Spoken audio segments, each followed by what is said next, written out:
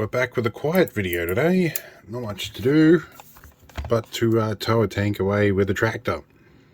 This was gifted to me recently, and it's a model made by Ukrainian manufacturers, and produced and sold through Ugears. In any case, we'll get this open. It's been a busy last couple of weeks, so I'm very tired. Now I have some what looks like wax in here, I'm going to guess, which will be for lubricating things, I assume. Okay, we have a bunch of bits laid in here. Yep, this all seems to be about 4mm ply, which is all laser cut, and they've done a fairly good job. Bit of sandpaper here. Put that over here. Pencil plastic bag, and the assembly instructions.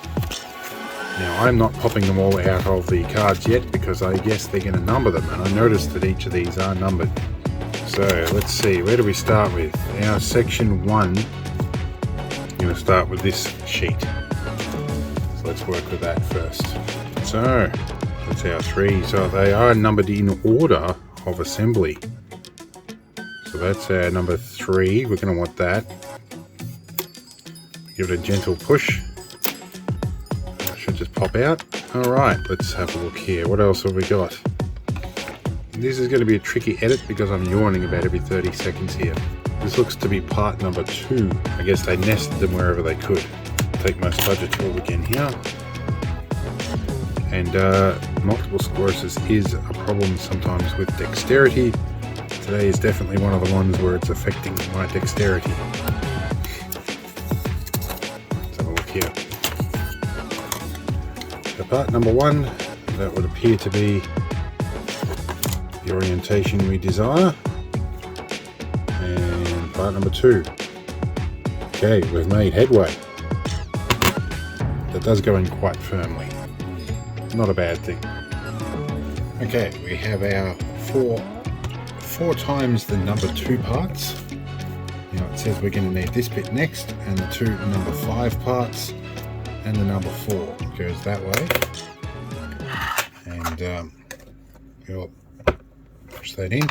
Alright, it took a few moments for me to understand what they meant, because this symbol didn't match any gears in here. They basically mean this is a sliding surface, so you'll need to lubricate it. They seem to indicate that heating this is part of how you do that. And so that's what I'm going to do. However, I do have a PTFE dry lube spray, which would probably work well for this. Just a little bit is all it needs.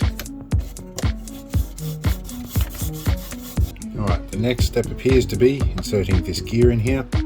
I've taken to using some PTFE dry lube spray, and things are actually moving much more smoothly. So the wax, while it's a good idea, I think I'm going to deviate from the design specs.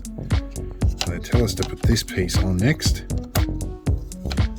which I've got to be just careful to get everything aligned properly. Alright, we're down at step 3 here. It says I need to assemble, what have we got? I've got this one. I missed a piece. Part number 12 is here. Okay, we have a couple of these and a couple of these. So these longer parts, which I think are part 8 and 11. Numbering system's a little unusual with this, but we'll roll with it.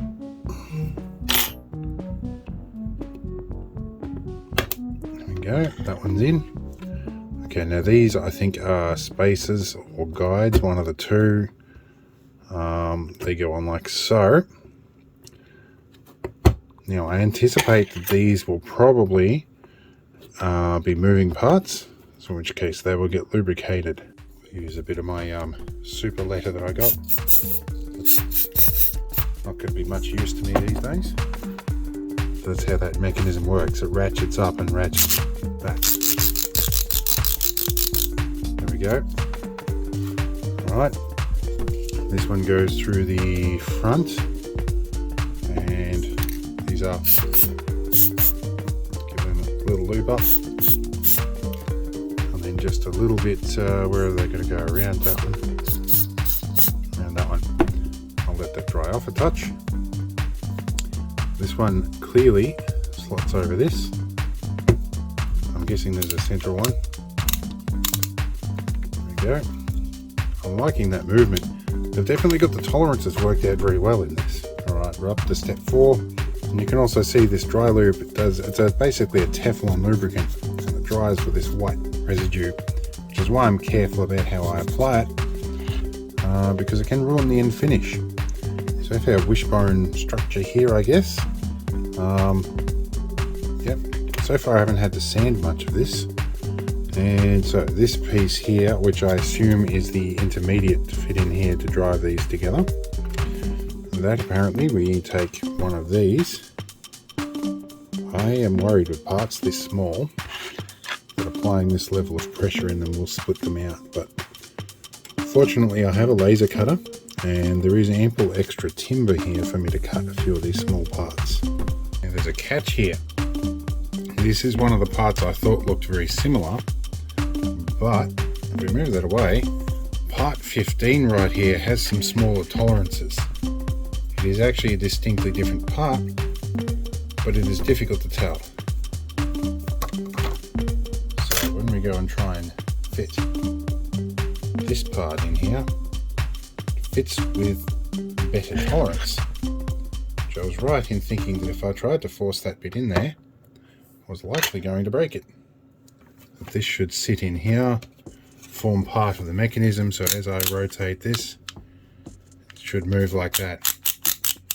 But it's a little sticky, so a bit more PTFE on this one.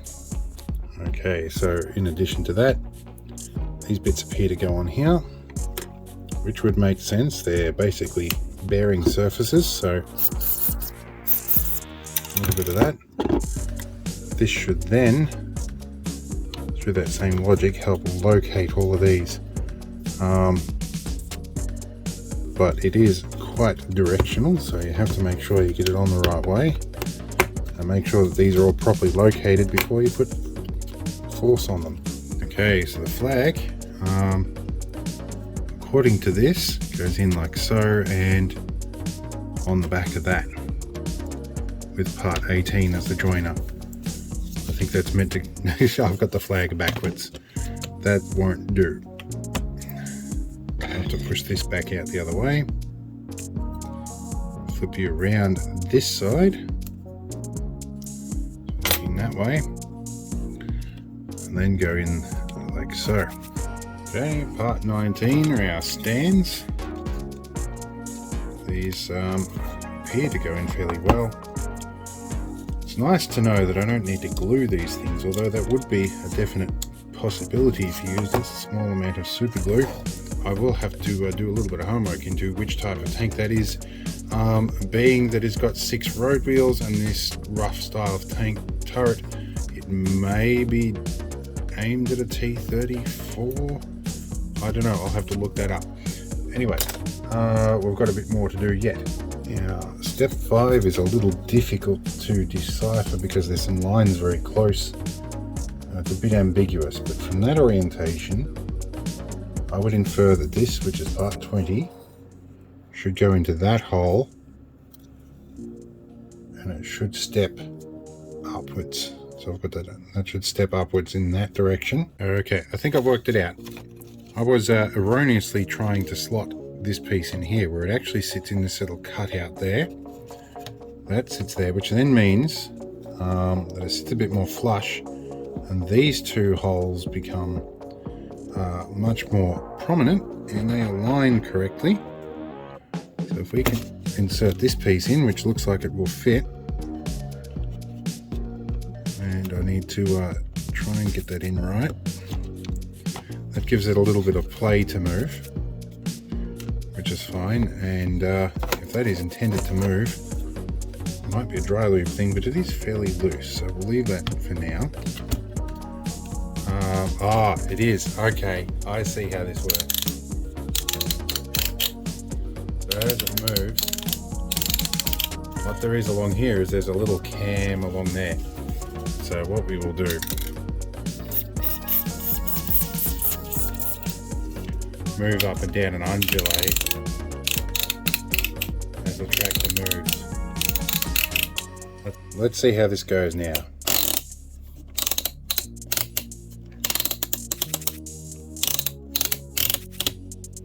Very interesting. What we're going to do now is work on the bonus project. This is an additional project that comes with its instructions on the back of the manual here. And so we'll see what this appears to be. So here we go. Yep.